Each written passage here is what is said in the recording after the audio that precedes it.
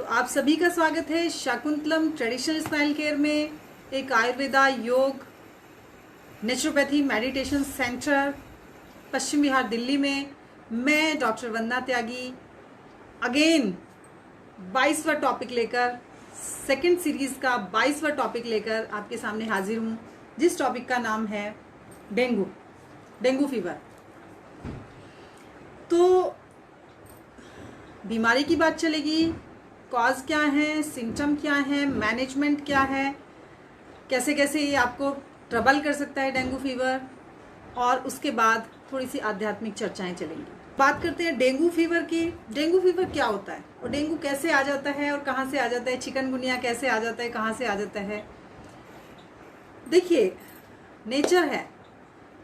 मैं आपको एक और बात बता दूं, हम जो यहाँ पर बात करते हैं वो केवल वैदिक और योगिक साइंस की बात करते हैं। डेंगू फीवर सभी को पता है, एक मच्छर के काटने से होता है। डेंगू का जो मच्छर होता है वो फीमेल होती है, आपको पता है, जिसका नाम जो है वो एडीज करके है। फीमेल जो मॉस्क्यूटो है उसमें बहुत ज़्यादा डेंगू के वायरस होते हैं, मेल में कम होते हैं, मेल मॉस्क्यूटो में कम होते हैं। और ये जो मच्छर है ये केवल आपके घुटनों तक उड़ सकता है, पैरों में ही काटता है ज़्यादातर, ये आपको पता ही होगा, सबको पता है। तो जो ये मच्छर है ये पानी में पनप जाता है, कहीं भी पेड़ पौधों में पनप जाता है, पार्क में आप जाएंगे वहाँ पनप जाता है। और ये मच्छर के अंदर एक वायरस होता है, ये वायरस इस मच्छर के अंदर घुसा हुआ रहता है। और जब ये मच्छर आपको काटता है तो अपने लार, जो उसकी जो लार है उसके थ्रू वो आपके ब्लड में उसको छोड़ देता है, और वो वायरस आपके ब्लड में चला जाता है मच्छर के लार के थ्रू। ये मच्छर घुटनों तक उड़ता है, बस, इससे ज़्यादा इसकी ऊंचाई नहीं है। तो इसीलिए कहा जाता है कि पार्क में बच्चों को हमेशा पैंट पहनाकर भेजें, जीन्स पहनाकर भेजें, सॉक्स पहनाकर भेजें, जिससे कि मच्छर अगर काटता भी है तो वो केवल उस कपड़े पर ही रह जाए। तो ये मच्छर घुटनों तक काटेगा, हमें पता चला। इसका इंट्यूबेशन पीरियड जो होता है, यानी कि जब इसने काटा तो तब आपको कुछ भी नहीं पता चलेगा, लेकिन 14 दिन तक, 3 से 14 दिन तक के बाद ये डेंगू फीवर आपको आ सकता है। इसके जो सिम्टम होते हैं वो, टेम्परेचर आपको बढ़ेगा 14वें दिन, 10वें दिन, 15वें दिन, कभी भी बढ़ सकता है। 3 कैटेगरीज होती हैं इस डेंगू फीवर की। तो हो सकता है 14वें दिन, 15वें दिन, 10वें दिन आपको फीवर आए और आपको लगे कि ये तो सिंपल फीवर है, वायरल फीवर हो गया है, ठीक है। सबसे पहले टेम्परेचर होगा और आपको सीवियर हेडेक होगा। ऐसा लगेगा कि आंख के पीछे आपको बहुत ज़्यादा दर्द है, आंख के पीछे दर्द है, ये यहाँ से दर्द होता हुआ आपका आता है, और सर में वो इतना सीवियर पेन होता है कि आपको लगेगा सर फट जाएगा। तो ये सबसे पहले सिम्टम आते हैं, टेम्परेचर और हेडेक, बहुत बुरे सिम्टम हैं।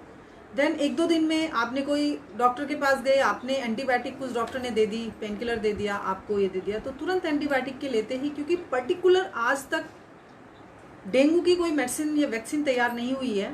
तो इसीलिए कोई भी एंटीबायोटिक जब दे देते हैं, एंटीवायरल डॉक्टर्स दे देते हैं, तो फिर ये हेमरेजिक होना शुरू हो जाता है, आपकी बॉडी पर रैशेज आ जाते हैं, लीवर पे बहुत बड़ा इफेक्ट करता है, सीवियर पेट दर्द होगा, आपको लगेगा कि मोशन आना चाहिए लेकिन मोशन आता नहीं है। लीवर पे सबसे पहले सूजन कर देता है, अफेक्ट कर देता है, ये बहुत बुरा। लीवर में ऊपर अपर एब्डोमेन में आपको बहुत सारा पेन रहना शुरू हो जाएगा। तो इस तरीके के सिम्टम डेंगू फीवर के आते हैं। फिर 1-2 दिन बाद आपको जॉइंट्स पेन होना शुरू हो जाएगा, चिकनगुनिया में भी और डेंगू फीवर में भी। तो ये सिम्टम आते हैं। तो ये कॉमन सिम्टम है जो एवरी डेंगू फीवर में आपको देखने को मिलेंगे। तो जिनको भी अगर ये एक्सपीरियंस होता है तो प्लीज़ बिना ब्लड टेस्ट कराए, सबसे पहले आपको ब्लड टेस्ट कराना है। फीवर आया, हेडेक, सीवियर हेडेक हुआ, तो केवल एक पैरासीटामोल टैबलेट ले सकते हैं, क्योंकि पैरासीटामोल पेन किलर भी होती है, एंटीपायरेटिक भी होती है, यानी कि बुखार को भी कम करती है और आपके दर्द को भी कम करती है। तो डॉक्टर भी जब आप जाते हैं, डॉक्टर्स भी आपको केवल पैरासीटामोल देते हैं और फिर एकदम से ब्लड टेस्ट लेते हैं, आपका ब्लड लेते हैं कि टेस्ट करने के लिए भेजा जाए, उसमें पता चल जाएगा कि मलेरिया है, डेंगू है, क्या है। तो कुछ सिम्टम है जो डेंगू के अलग हैं, मलेरिया के अलग हैं, कुछ अलग अलग सिम्टम होते हैं। तो जो डेंगू के सिम्टम है वही मैंने कहा कि आपको सबसे पहले सीवियर हेडेक होगा, आंखों के बिहाइंड पे ऐसा लगेगा बहुत सीवियर दर्द है, फट जाएगी आंख आपकी, वॉमिट, नोजिया, ये सारी चीज़ें होनी शुरू हो जाएंगी, पेट दर्द होना शुरू हो जाएगा, लिवर पे अफेक्ट होगा, वॉमिट, नोजिया सेंसेशन होगी, वॉमिट आनी शुरू होगी और डिहाइड्रेशन हो सकता है, यानी कि पानी की बहुत कमी हो जाएगी बॉडी के अंदर। उसके बाद आपका सेल्स प्लेटलेट्स काउंट जो है वो डैमेज होना शुरू हो जाएगा, वो कम होने शुरू हो जाएंगे। तो इसी को डेंगू का यही साइड इफेक्ट्स होते हैं और यही सिम्टम्स होते हैं। तो इसका जो लाइन ऑफ ट्रीटमेंट होता है, सबसे पहले हमें डिहाइड्रेशन को कम करना है, पहले टेम्परेचर को कम करना है, फिर साथ में हमने पेन को कम करना है, सिम्टोमेटिकली ट्रीटमेंट हमें देना है। चढ़ाया जाता है, बैलेंस्ड फ्लूइड चढ़ाया जाता है, मेंटेनेंस किया जाता है फ्लूइड का कि आज हमने 3 बोतल चढ़ाई है, फिर 24 आवर्स में हमें इतना फ्लूइड देना है। वो डॉक्टर डिसाइड करता है कि कितना फ्लूइड देना है पेशेंट को। अगर पेशेंट ऑरली कुछ नहीं ले पा रहा है, लिवर में सूजन आने के कारण, वोमिटिंग सेंसेशन के कारण, वोमिट होने के कारण से और फीवर इतना ज़्यादा है, हेडेक है, तो फ्लूइड चढ़ाया जाता है। डिहाइड्रेशन नहीं होने देना होता है, क्योंकि अगर डिहाइड्रेशन हो गया है, पानी की बॉडी में कमी हो गई, तो जो प्लेटलेट्स है वो प्लेटलेट्स काउंट और ज़्यादा आपके डाउन जाते रहेंगे। इसमें घबराने की ज़रूरत नहीं होती है, लैक्स में है, बहुत अच्छा है। 1.5 लाख तक मिनिमम होते हैं प्लेटलेट्स काउंट, 4-4.5 लाख तक होते हैं, लेकिन किसी किसी के 20,000 25,000 चले जाते हैं। तो फिर डॉक्टर्स डिसाइड करते हैं कि प्लाज्मा चढ़ाया जाए या प्लेटलेट्स जो है बॉडी को ब्लड जो है वो दिया जाए, आईवी के थ्रू दिया जाए। तो ये सारे होते हैं, घबराने की ज़रूरत नहीं है। इसको पेन को जब दर्द होता है तो बहुत पेशेंट परेशान हो जाता है, लेकिन इसमें पानी का लिक्विड आपको ज़्यादा से ज़्यादा लेना है। इस हम आयुर्वेदिक मैनेजमेंट की बात करते हैं तो इसमें काढ़े बहुत ज़रूरी होते हैं। लेकिन अच्छा, एक बात और, एक लोगों के ना दिमाग में एक बहुत ही गलत फहमी हो गई है। जब से ये कोरोना कोविड-19 आया है, तब से लोगों ने काढ़े का मतलब जो है बस एक काढ़ा समझ लिया है कि वो आयुष ने काढ़ा बनाया या फलाना रामदेव का काढ़ा है, तो वो फीवर का वायरल का काढ़ा है। तो जिसके लिए भी हम किसी पेशेंट के लिए बोलते हैं कि भाई तुम्हें इसमें हमें डिकॉक्शन चलाना पड़ेगा या ये कुछ दवाइयाँ होंगी उनको उबाल के पीना पड़ेगा, तो वो लोग सोचते नहीं जी काढ़ा तो हमने बहुत पी लिया। काढ़े एक तरह के ही नहीं होते हैं, काढ़े कई प्रकार के होते हैं। जिस हर्ब्स को हम पका के और उसका 1/4 पानी जब रह जाता है उसको पीते हैं, उसी को हम काढ़ा या डिकॉक्शन कहते हैं। आयुर्वेदिक भाषा में, इंग्लिश में डिकॉक्शन बोला जाता है। तो ये बिल्कुल भी ना सोचे कि काढ़े का मतलब केवल एक ही काढ़ा है जो आयुष वालों ने डेंगू इसके वायरल के लिए बताया। नहीं, काढ़े अलग अलग तरीके के होते हैं। तुलसी का भी काढ़ा होता है, गिलोय का भी काढ़ा होता है, अलग अलग तरीके के काढ़े होते हैं। और पेन में अलग होते हैं, डेंगू में अलग होते हैं, चिकनगुनिया में अलग होते हैं। किसी में कुछ होता है, किसी में कुछ होता है। वो डॉक्टर डिसाइड करते हैं, वो आयुर्वेदाचार्य या नेचुरोपैथ डिसाइड करते हैं कि कौन सा काढ़ा इसमें दिया जाए।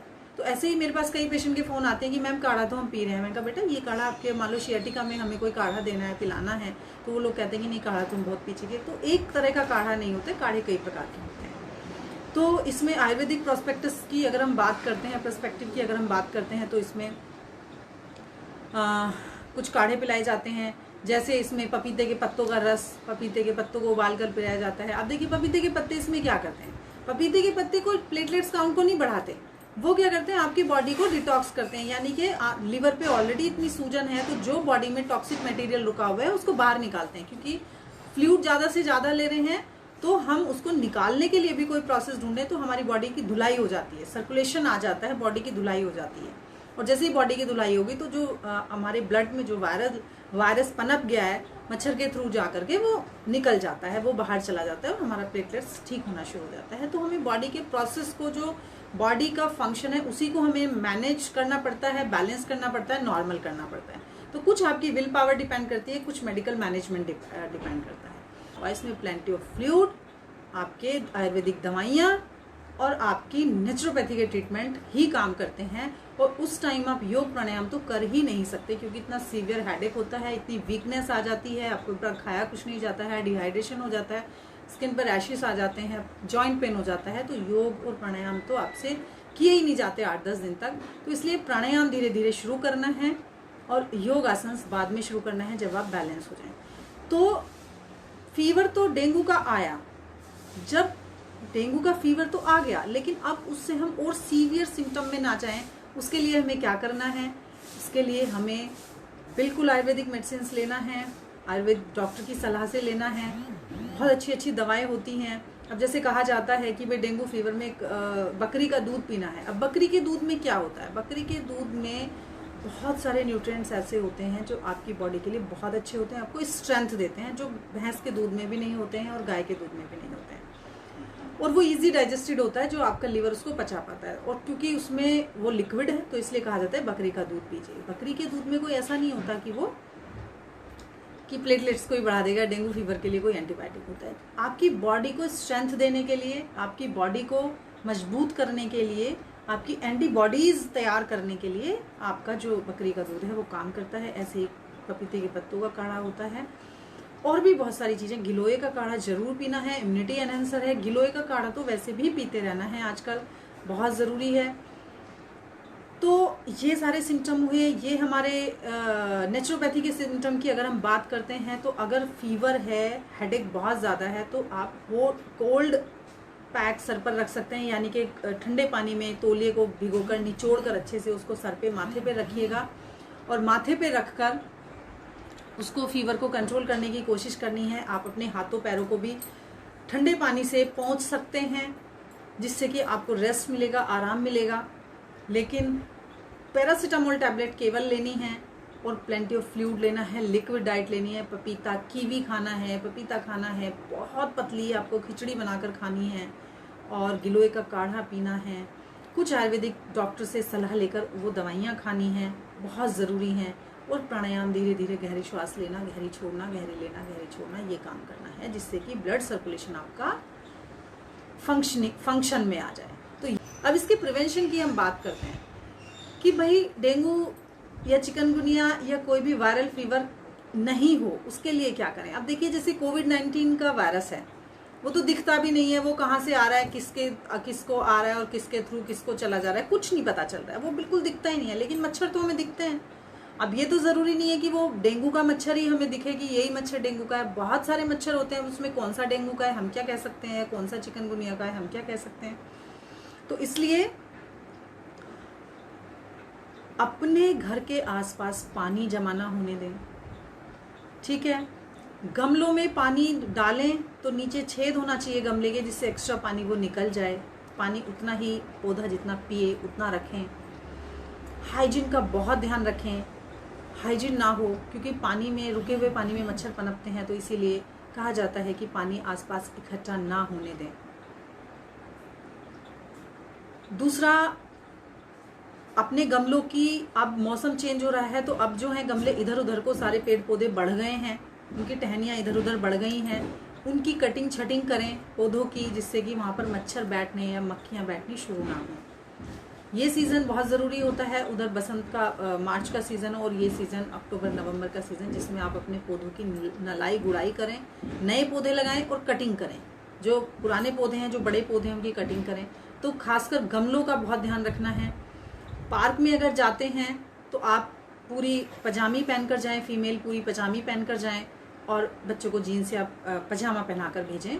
जो ट्राउज़र होते हैं, जो खेलने कूदने में ईजी रहें, और लेकिन अगर मच्छर काट भी ले तो वहाँ पर वो आपको प्रॉब्लम में ना करे।